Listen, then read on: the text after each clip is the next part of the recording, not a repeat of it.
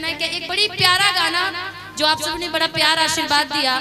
Marine drive एगो घटना घट गई रे, अब पटना के लड़का एगो पट गई रे। हम चाहेंगे सोनू जी जरा इधर आइएगा, आइए आइए।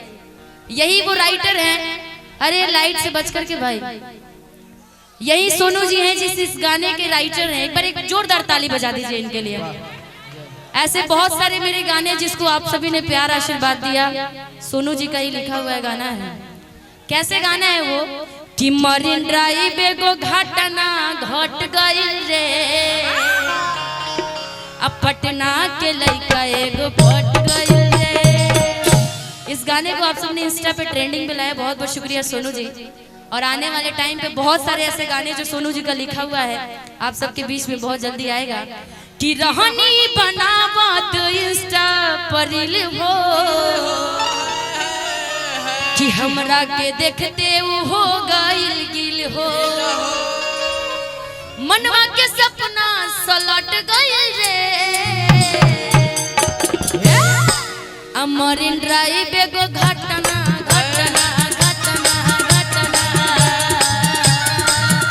मरीन ड्राइव एगो घटना घट गइल रे, अब पटना के लइका एगो पट गइल। मरीन ड्राइव एगो घटना घट गइल रे, पटना के लइका एगो पट गइल रे। रहनी बनावत इंस्टा पर रील हो, हमरा के देखते हो गइल गिल हो, हमरा के देखते हो गइल गिल हो, हमरा के देखते हो गइल गिल हो। रहनी बनावत इंस्टा पर रील हो, हमरा के देखते हो गइल गिल हो, हमरा के देखते हो गइल गिल हो, हमरा के देखते हो गइल गिल हो। ओही जन देखी हमके डट गइल रे, ओही जन देखी हमके डट गइल रे। इस जगह का क्या नाम है? अहियारपुर। मरीन ड्राइव एगो घटना घट गइल रे, घट गइल घट गइल घट गइल। मरीन ड्राइव एगो घटना घट गइल रे, अहियारपुर के लइका एगो पट गइल। मरीन ड्राइव एगो घटना घट गइल, अब पटना के लइका एगो पट गइल रे। मरीन ड्राइव एगो घटना घट गइल रे, अब पटना के लइका एगो पट गइल रे। दिल धड़कता, दिल धड़कता, केहू के प्यार में, केहू के प्यार, बोलो केहू के प्यार में, केहू के प्यार में मन मस्त भइल बा मस्ती में, दिल बैठल प्यार के बस्ती। मन मस्त भइल बा मस्ती में, दिल बैठल प्यार के बस्ती में।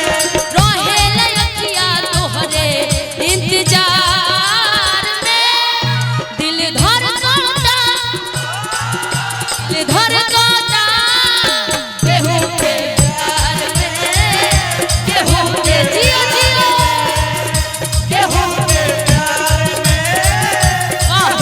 के प्यार में। मरीन ड्राइव एगो घटना घट गइल रे, पटना के लइका एगो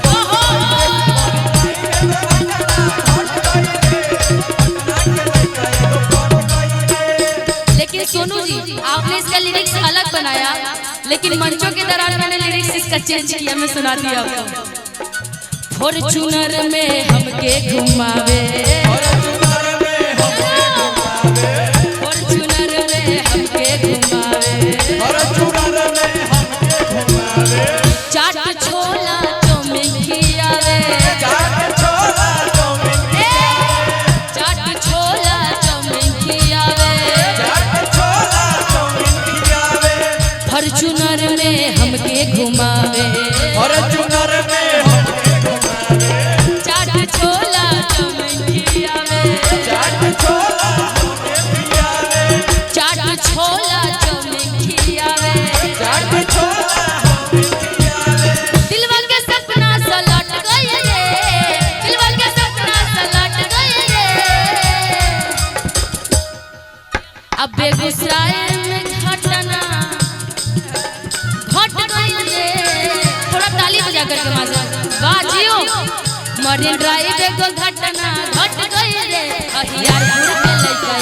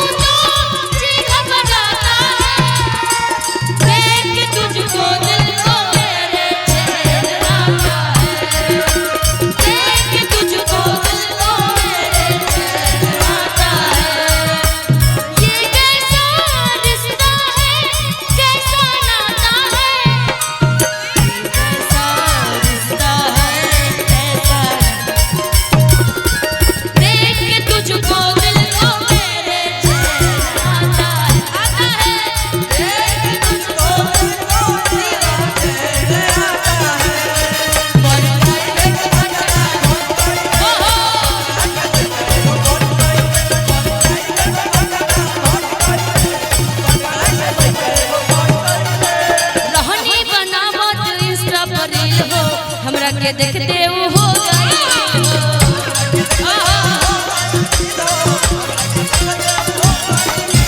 कहानी बनावत इंस्टा पर हो हमरा के देखते उ हो गई हो स्टाइल निशा पर ऑफिशियल भेज देना ओही जन देखे हम के डाट गए ओही जन देखे हम के डाट गए दिव्य साई एंटरटेनमेंट के संयोजक जिंकू भैया सुमित बाबू की तरफ से बहुत प्यारा सा आशीर्वाद बहुत बहुत शुक्रिया। लक्ष्मी का आगमन तो हुआ सुमित जी के कारण, बड़ा ये सौभाग्य से मिलता है ना जी। बहुत बहुत शुक्रिया सुमित जी। कौन है सुमित जी? अरे क्या बात है, भगवान करे आपको 200 करोड़ आपके घर में हो, इसकी बड़ी जरूरत थी ना जी। क्योंकि हम कलाकार हैं, हम कलाकारों के घर में यही तो हम कलाकारों की मतलब वो होता है, क्या कहते हैं, फायदा होता है। चाहे हमारी भी शादी होगी तो शिवेश जी फ्री में आएंगे ना जी। हमारे भी गांव वाले सब देखेंगे, अरे शिवेश जी ऐसे दिखते हैं, अच्छा ऐसा है क्या। यही कलाकारों के लिए, हम लोग के लिए फायदे की बात होती है ना जी। बाकी तो सब जगह पैसे से जाती है, कलाकार कलाकार की मित्रता होता है ना जी, अपनापन होती है। लेकिन कि दर्द दिल के बढ़ा के गए। हेलो निशा जी, टिंकू भाई जी, अरे बाप रे, हम दोनों क्या बात है, बहन है ना आप हमारे। दो टिंकू भैया हमारे, दो टिंकू भैया आपके यहाँ मौजूद है।